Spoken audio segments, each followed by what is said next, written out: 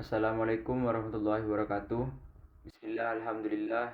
Yang saya takdimi pengasuh Pondok Pesantren Zainul Hasan Genggong Al-Mukarram Kiai Haji Muhammad Hasan Mutawakil Allah SHMM. Yang saya hormati Rektor Universitas Islam Zainul Hasan Genggong Bapak Abdul Aziz Wahab BAMAG. Yang saya hormati Ibu Dekan Fakultas Tadris Umum sekaligus dosen pengampu mata kuliah Bahasa Indonesia, Ibu Wahyu Lestari MPD. Yang saya hormati Kaprodi Tadris Matematika, Ibu Eka Rahayu MPD. Baik, kali ini saya akan menjelaskan tentang bab pemakaian huruf.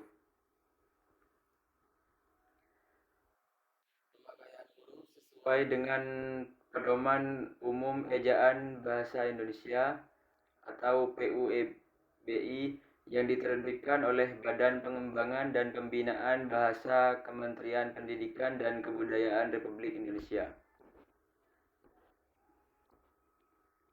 Pemakaian huruf yang pertama, huruf abjad. Bahasa Indonesia menggunakan 26 huruf abjad Latin, yaitu A, B, C, D, E, F, G, dan seterusnya. Yang kedua, huruf vokal. Huruf vokal terdiri atas 5 huruf yang melambangkan bunyi vokal A, I, U, E, O.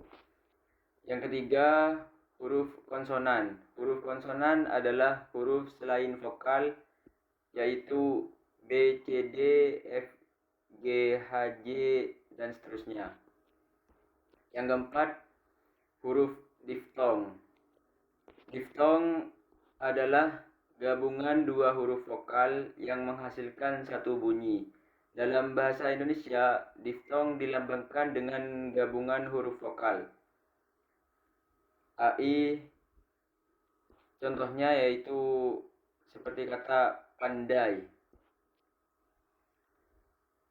Terus AU, EI, OI. Gabungan huruf vokal EU dalam kata seperti selamat disebut monoftong, bukan diftong, dan tidak dipenggal. Selanjutnya yang kelima yaitu gabungan huruf konsonan. Gabungan huruf konsonan yang melambangkan satu bunyi seperti KH. Contohnya akhir, NG, contohnya nga, NY contohnya nyata, SY contohnya syarat. Gabungan huruf konsonan ini tidak dipisahkan dalam pemenggalan kata. Yang keenam, pemenggalan kata. Aturan pemenggalan kata dalam bahasa Indonesia adalah sebagai berikut. Jika di tengah kata terdapat dua huruf vokal yang berurutan, pemenggalannya dilakukan di antara kedua huruf vokal tersebut. Contoh, BU, AH, buah. Diftong AI, AU, EI, dan OI tidak dipenggal. Contoh, P, AN, DAI, pandai. Jika di tengah kata tersebut huruf konsonan di antara huruf vokal, pemenggalannya dilakukan sebelum huruf konsonan tersebut. Contoh, bapak. Jika di tengah kata terdapat dua huruf konsonan yang berurutan, pemenggalannya dilakukan di antara kedua huruf konsonan tersebut. Contoh, April, mandi, sombong. Jika di tengah kata terdapat tiga huruf konsonan atau lebih yang masing-masing melambangkan satu bunyi, pemenggalannya dilakukan di antara huruf konsonan pertama dan kedua. Contohnya seperti ambruk, bentrok, ultra. Gabungan huruf konsonan yang melambangkan satu bunyi tidak dipenggal. Contohnya banyak, kongres, makhluk, masyhur. Nah, selanjutnya yaitu pemakaian huruf kapital dan huruf miring. Yang pertama, huruf kapital. Huruf kapital atau huruf besar digunakan dalam penulisan sebagai berikut. Huruf pertama pada awal kalimat. Contohnya, dia pergi ke pasar. D tersebut harus menggunakan huruf kapital. Selanjutnya, penggunaan huruf pertama pada petikan langsung. Penggunaan huruf kapital selanjutnya yaitu huruf pertama pada nama orang, gelar kehormatan, keturunan, dan keagamaan yang diikuti nama orang. Juga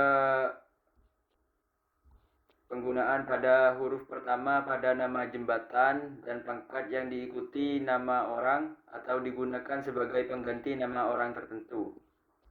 Selanjutnya digunakan pada huruf pertama pada nama bangsa, suku, dan bahasa. Digunakan pada huruf pertama pada nama tahun, bulan, hari, dan peristiwa sejarah. Huruf kapital juga digunakan pada huruf pertama pada nama geografi. Digunakan juga pada huruf pertama pada nama negara, lembaga pemerintahan, dan ketatanegaraan, serta nama dokumen resmi. Selanjutnya yang kedua, huruf miring. Huruf miring digunakan dalam penulisan sebagai berikut. Menulis judul buku, film, album lagu, acara televisi,